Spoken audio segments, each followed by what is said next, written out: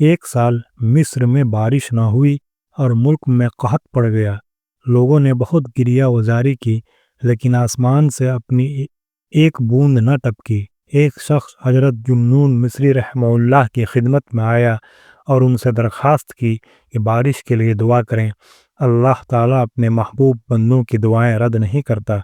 حضرت ذوالنون رحمہ اللہ نے یہ بات سنی تو اپنا بوریا بستر باندھ کر مدینہ کی طرف چلے گئے۔ ان کے جانے کے بعد اس زور سے مہ برسا کہ جل تھل ایک ہو گئے۔